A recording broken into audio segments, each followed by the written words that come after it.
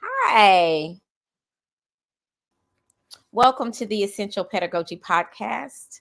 I'm Steph The Educator, and today's show is about the gifted child in education and creativity in the classroom. Um,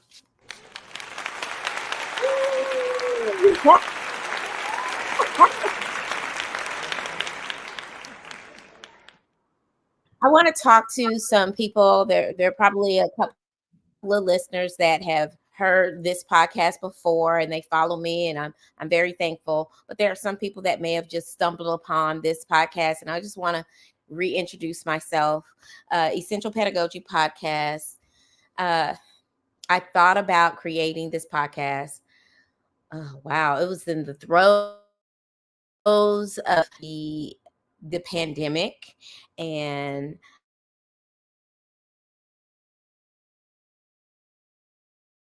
21st year being a teacher, but I stepped away from public education for about 18 months. And during that time, I had always tutored, but um, this time I formally started a business, an LLC for tutoring students because I saw a need and I was being called by various people to help their children during virtual learning. So there were times I was doing virtual learning, but then there were times where people felt more comfortable me coming in with a mask, having periodic tests. No, I'm not supposed to get a call. I'm not. No. Okay. Oh my gosh, what has happened? I don't see myself. Am I on still? I think I am. Yeah, there I am. I was wearing masks, tutoring children, and I found in coming into people's homes, these parents' homes who were very desperate to help their children's education process during the time of the pandemic, and everything was uncertain, and everybody was home working, as well as them being responsible for sometimes multiple children at home. Um, that there was a lot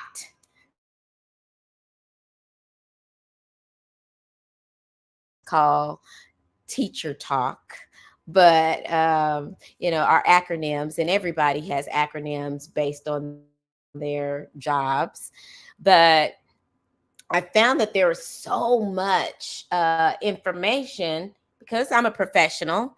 And at the time, I didn't feel very professional, not because of the way I conduct myself, but because I didn't feel valued. I didn't feel like what I had to offer was anything that society valued.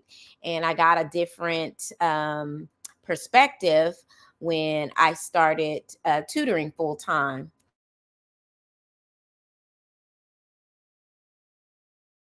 And did really well, except for I couldn't put money away for retirement. So I was covering all of my household expenses, and I just could not make it work where I could put away at the same time for retirement. And I was just too close to retirement. So I went back into the classroom. Anywho, here lately I've been doing a lot of professional development. As I said, teachers are professionals, so that means we have to keep up hours of education to continue to have our certificate be valid, right? To have our credentials to be valid over time, just like attorneys, just like doctors. They have to do continuing education times. That's why they go to conferences and things like that. So anyhow, we do the conferences as well, and usually that happens during the summertime, and sometimes it happens during the school year, but very rarely because, of course, school is going on. I want to talk to you about, guys, about gifted education because it has really popped up. I'm doing some professional development about it, to keep up my hours so that I can continue to teach, or they can continue to think I'm qualified to teach gifted students in the classroom. So, as I said, I have 21 years of experience, and I've seen a variety of gifted students, a variety. So I want to talk to you guys about that, and I want to talk to you about um, creativity, and I'm really going to tie identifying school book or traditional schoolhouse, what they call in the lingo now is schoolhouse giftedness, and then they have um, there's other types of giftedness, and and then we have twice exceptionally giftedness, right? So want to talk to you about that. So I listened to a couple of podcasts, which I want to talk to you about. Lots of experts on giftedness. There are some that are old school, giftedness, lots and lots of research. Gardner. I actually went to school working in a master's program at SMU because they used to have, and I don't know if they still have the program of gifted education and having the ability to earn child, as well as working and in that program. But it was very, very rich and powerful for me, and I'm forever fascinated in the gifted realm. So I recently listened to a podcast about giftedness. It's called Gifted Chat with and they have a Facebook page. Um, and recently they did an interview. I don't know if it was recent. I don't know how recent it is, with a lady named Patty Wood. And she talked about what we think as a traditional gifted child, a child that reads maybe 2, 3, and sometimes more grade levels ahead of their current grade level, or their current peers. Um, and they talked about um, how important it is to have the foundational blocks of reading and being able to read. But they also talked about the challenges of this, reading ahead of your age, your social and emotional age. When you have a child that may be a second grader and they're reading on a sixth, seventh grade reading level, it may be hard to find books that are socially appropriate for them. So they have, yeah, their IQ level comes into play. So they may have um, a smaller group of choices that would be uh, on their level. Okay. So they gave us choices, not really a lot, a few choices of some books that would be an advanced IQ, advanced reading lexile level, but you're a younger child. And it seems that a lot of fantasy books, oh gosh, there was one, and I wasn't really into fantasy until probably, I guess, 2008, 9, somewhere around that. Um, I started reading books with my sixth graders as a group. We had like drop everything and read kind of activity, and we all read the same book. We either read it out loud or listened to a tape as they followed along. Did certain activities to show comprehension and things like that. So I let them vote on books. We all got class sets. This was an expensive endeavor, by the way, and I commend the principal at the time was Mr. Nick Lasker. He's the greatest principal that I've ever worked for.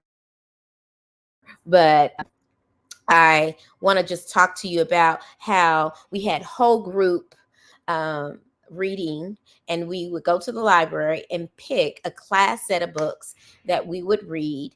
And one of them was a fantasy book. And I never was into fantasy until then. But if I tell you, I was pushed into a world that was totally made up, and I imagined it in my head, and I started loving fantasy at that point. Now, these ladies, well, Dr. Patty Wood from Alabama, um, she suggested fantasies such as Treasure Island. Um, she also suggested Harry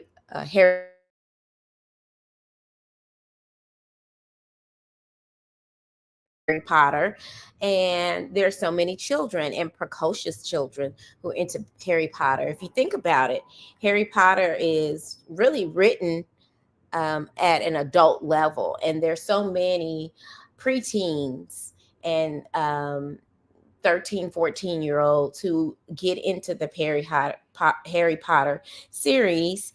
And I'm just butchering the name, so sorry. Um, and they just love. Oh my gosh, now Siri's talking to me. Lord Jesus, is this like we can't do this? Turn it off. No, never mind, Siri. Thank you. Um, so the series, and I think that's why um that person turned on. Uh the children got into it, and I'm being thrown off at every turn. The children got into those because they craved something more, something a little bit more high level at such a young age. Like 7-year-olds are reading Harry Potter. Um, and that takes me to a little bit on the topic. I had like a 2-hour conversation with a friend of mine that she's been a friend of mine for 30 years, over 30 years. And we talked, don't talk all the time. So the 2-hour conversation was really like a catch up. So we had like a little 3-way FaceTime thing going. And we talked about The Color Purple, the book by Alice Walker. And my friend is around my age, and we're older people. So she said that she was a little critical of the movie because she read the book. She was unaware that Purple was made from the musical. The movie was made from the musical, so it was more in line with the musical instead of the original movie or book. So my girlfriend said she read the book, The Color Purple, at the age 11.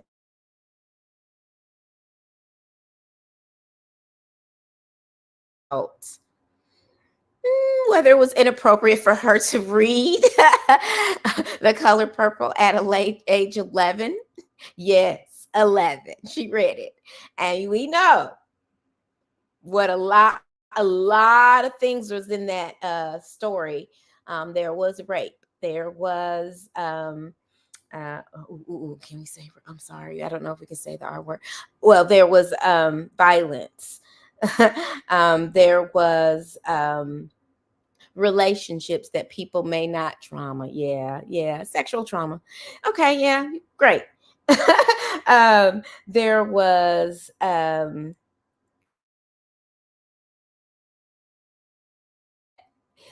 isn't mainstream. So for an 11-year-old, may not have had a conversation with her parents about what that all meant.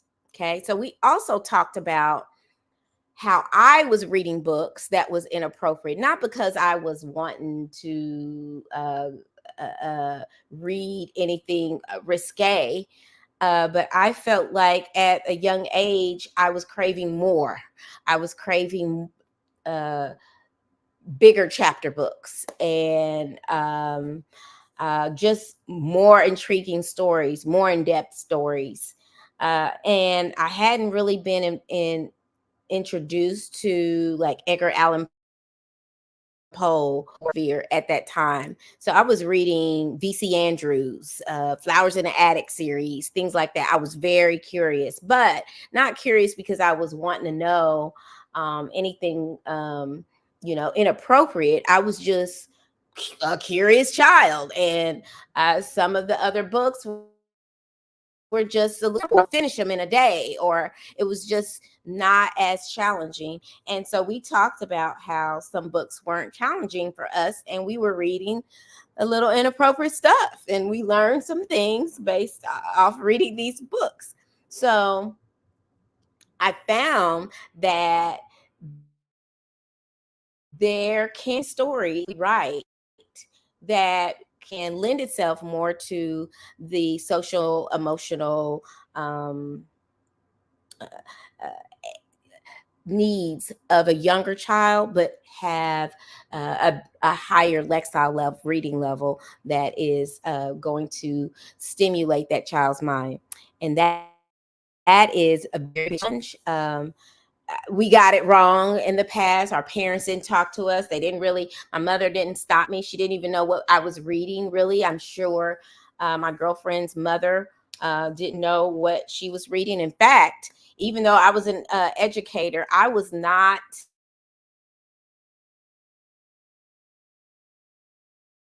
And there's a reason why. I went to an African American high school, majority African American high school. And so those books were not introduced to me, and I understand why. But when I heard it was a classic, I felt like my son needed to read more classic novels that I did not read. And so I said, here, read this. And I hadn't read it, and I should have. But I'm thankful my child was mature enough to deal with some things.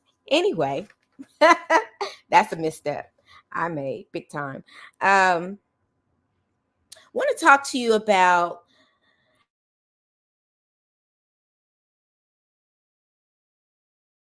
dynamic. Sometimes parents aren't even aware that their kids are as or their children are as gifted as they are, unless the school kind of says, "Hey, we're noticing some things. We would like to test. Would like to put them in these classes that would nourish them." And but then that is that. We're like, "Okay, they're being serviced at school. I don't need to do anything," and that's cool.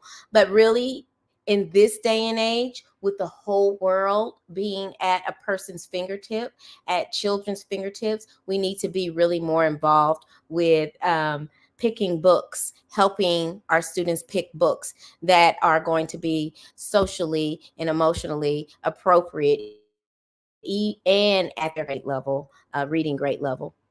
It doesn't always happen, but I'm recommending it to those who care. There are a lot of parents who don't, but I'm recommending it to those who care.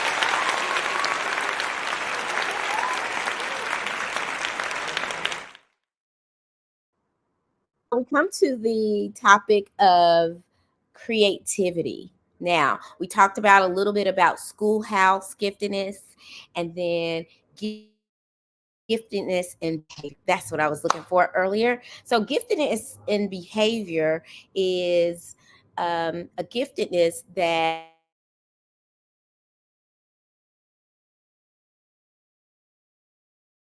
or even private schools, sometimes um, the giftedness in behavior, and there are characteristics that advanced readers have that are behaviors.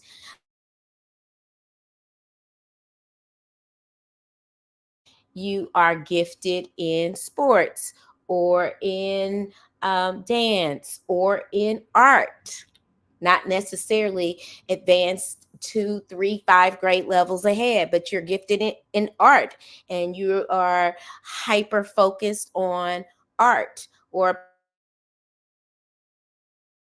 times happens, and um, you have to figure out a way to cultivate creativity in that realm. If you know something like that, where you have to tell a child to put away their sketch pad in order to do this science lab. They may be extremely gifted in art. They may have a hyper focus in a particular topic. Sometimes students have a very precocious and a very interesting and detailed way of looking at life that's humorous, that since they have advanced vocabulary, they may the find the funny in something um, high level, double meaning words, things like that. So I'll give you an example. I had a class where I taught 33 students at one time. Within the 33 group, it was a gifted class. I had two autistic young men and I had one Tourette's young man in a class of 33 gifted students.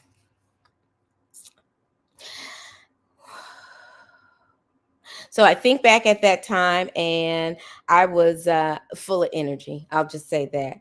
Um, so there was a student that came into the party after the bell. I was like, oh, well, you're tardy. I'm going to count you tardy. And the child said, no, I'm not. And I'm like, well, the bell rang. So you came after. So that means you're tardy. No, I'm not. And I said, well, do you have a pass? And he said, no, I don't have a pass. And I said, okay, am I going to get an email from a teacher? Why you're late? Why are you late? No. I said, well, you're tardy.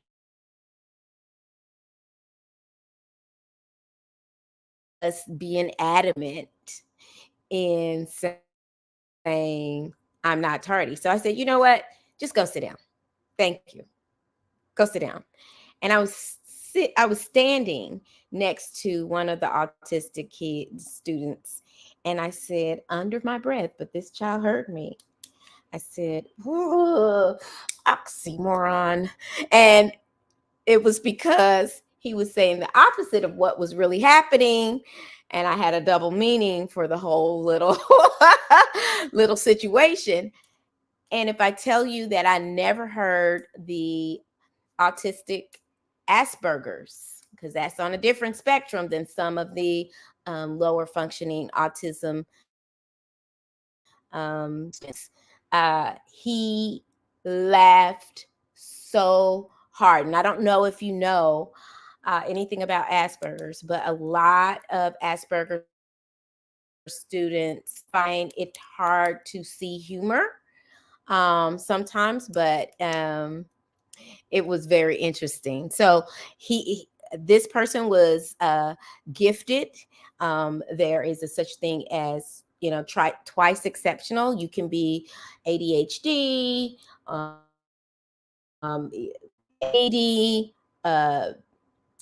and gifted. You can be dyslexic and gifted. In fact, a lot of dyslexic students are gifted and they mask dyslexia sometimes because they're so intelligent. Mask it a little bit. They can compensate a little bit.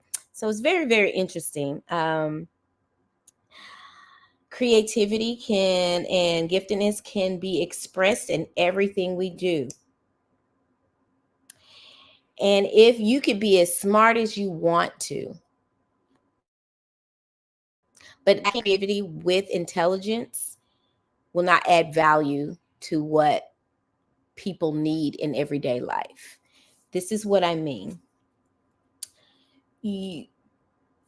Intelligence without creativity means that things won't be invented to solve problems.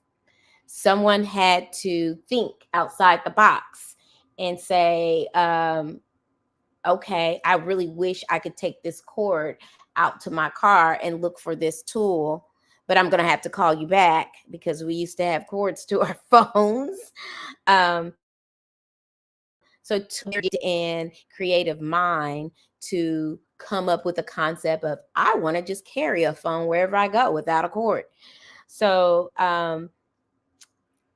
this author that I listened to about creativity said that it is very crucial that we support creativity in the classroom, that we create environments that develop creativity in students so that um, we can offer society what needs to be offered for value on a long-term basis.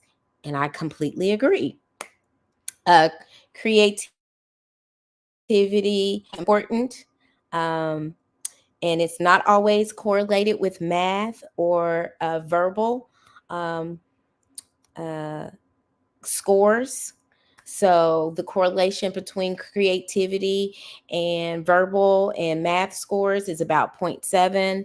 The correlation creativity and intelligence and ability is 0.2. So the correlation is kind of weird, but the value with creativity and intelligence is infinite.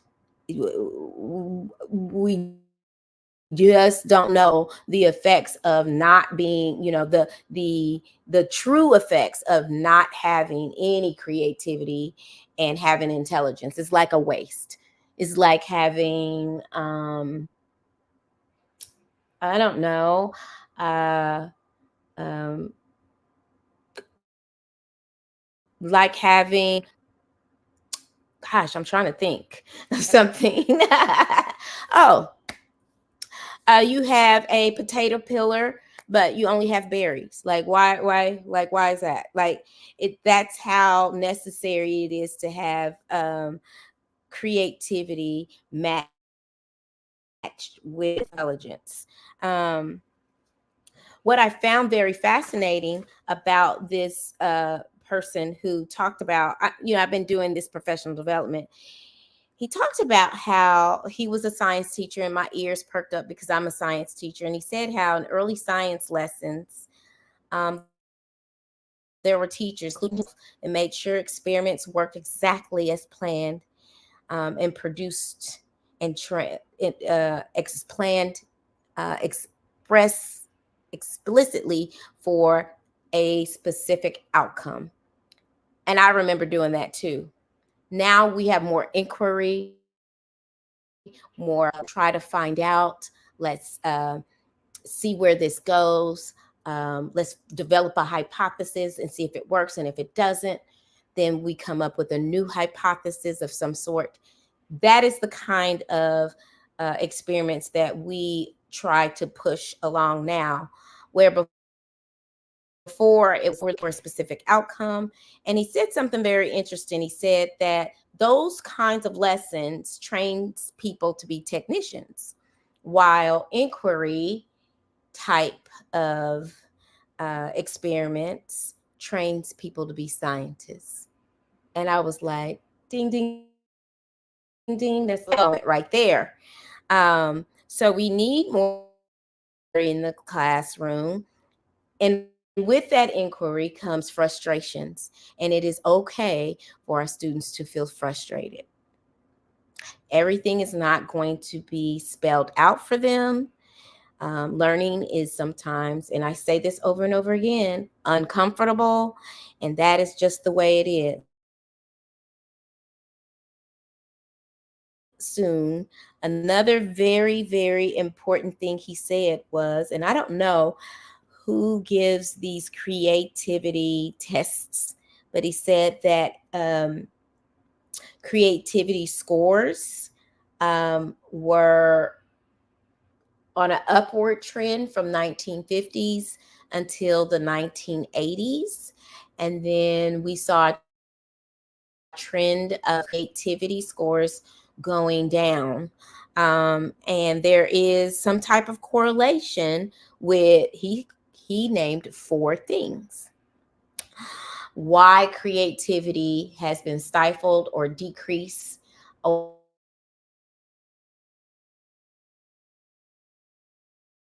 the years. Is television. Television had opened up to be not something that went off at a certain time. I remember when television went off after the news or like a late show and it went off. And you there was no more TV, so you couldn't stay up all night watching television. Plus, the programming was very, I guess, monochromatic, just really kind of the same type of programming, not really as diverse as it is now. He named video games, he named video addictions, he named the popularity in national and state testing and the increased importance of national and state testing. He didn't elaborate much on it, but he said a little bit about how national and state testing, that now in the classrooms is focused so much on being able to score on these national and state testing that there's not enough time to focus on creativity. It's focused on more of the kids passing the state testing. I have my ideas about that. I'm going to be quiet on that because state testing, national testing standards are very valuable, and it helps with being able to see if you're leaving someone out of education. The fourth thing he talked about was 24-hour news service. That is something that is stifling creativity. Knowing so much about something that really, I guess, would get in the mind. I always talk about my brain capacity and how I don't engage in certain things because I don't have time for it to take any of my brain space and my brain capacity. And so I feel like what is meant by that is the 24-hour news services. There's so many things going on in the world. It just helps your brain capacity to where you're not thinking creatively. And I get that. But yeah, these are the four things that he said stifles creativity. And creativity, we know, is the necessary. It is the food that gives giftedness what it needs to be valuable to other people. If it wasn't for creativity and giftedness hand in hand, 90% of inventions and things like that would not be invented.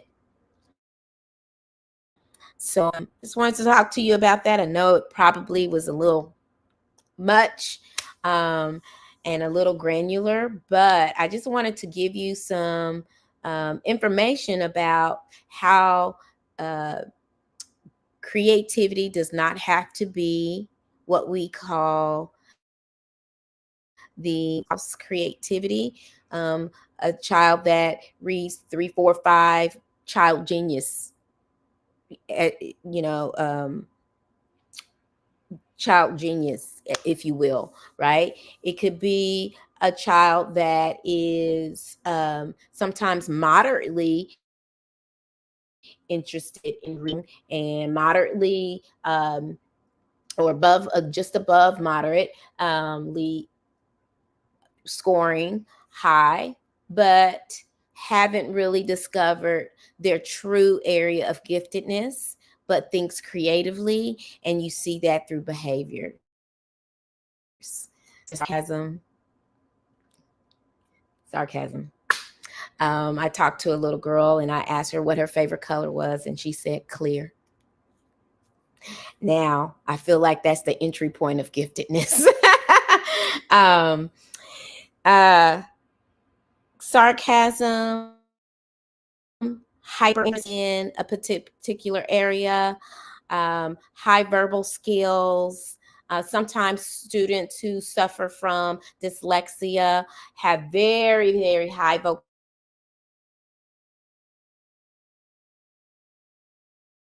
but words. So just want to let you know that sometimes high scores on tests does not equate to 100% of giftedness that's out there. And I just want to let you know that you as parents can help cultivate that, can help identify that. You can ask your school to have your child tested. You can ask your schools to suggest appropriate books with higher lexile levels. You can do something that can help cultivate a gifted child's mind and help them develop to be very productive citizens in our society. And that's all we want in this world.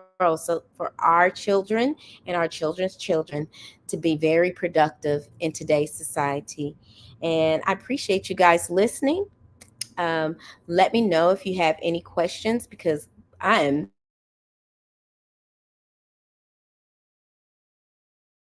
reading and listening of different podcasts and writing. Actually, I have to write